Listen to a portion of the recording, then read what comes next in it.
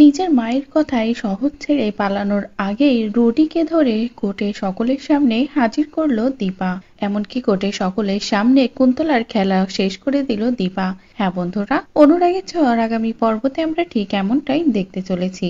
সোনাকে ভুলভাল বুঝিয়ে আবারও নিজের হাতে বশ করে নিয়েছে কুন্তলা। এখন কুন্তলা যা বলছে সোনা তাই শুনছে, আর কুন্তলার কথা শুনে আবারও নিজের মাকে ভুল বুঝছে সোনা। নিজের মাকে আবারও দূরে সরিয়ে রেখেছে, নিজের মায়ের কোনো কথার দামই দিচ্ছে না। এদিকে দীপা তো বুঝতে পারছে যে সোনা কুন্তলার ফাঁদে পড়েছে আবারও, আর এই কারণেই সোনার জীবনটা শেষ হয়ে যাবে। কিন্তু আমি মা হয়ে কিভাবে আমার মেয়ের জীবনটা শেষ হতে দেব? আমার তো কিছু একটা করতেই হবে।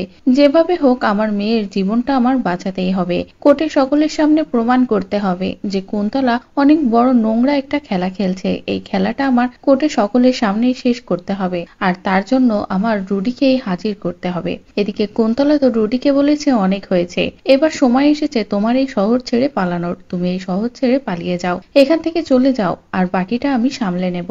এখানে আমি এমন ব্যবস্থা করব যাতে সেনগুপ্ত পরিবার কোনোভাবেই শান্তি না পায়। সোনাকে তো আমি জেল থেকে বেরোতেই দেব না, আর ওই দীপাকেও আমি শান্তিতে থাকতে দেব না। সেই ব্যবস্থাটা আমি নিজেই করব, আর এটা নিয়ে তোমার একটুও চিন্তা করতে হবে না। তুমি বরং এখান থেকে চলে যাও। যে কথা শুনে রুডিও রাজি হয়ে যায় শহর ছেড়ে পালানোর জন্য। এদিকে দীপাও রুডিকে চারিদিকে যখনই খুঁজতে থাকে, তখনই অবিনাশ খোঁজ নিয়ে দীপাকে জানায় রুডি শহর ছেড়ে পালাচ্ছে। এই কথা শুনেই দীপা বলে অবিনাশ রুডিকে ধরতেই হবে। এরপরে সকলে মিলে রুডিকে ধরে। রুডিকে ধরা মাত্রই দীপা দেরি না করে বলে ওকে আমি এবার কোর্টে সকলের সামনে হাজির করব।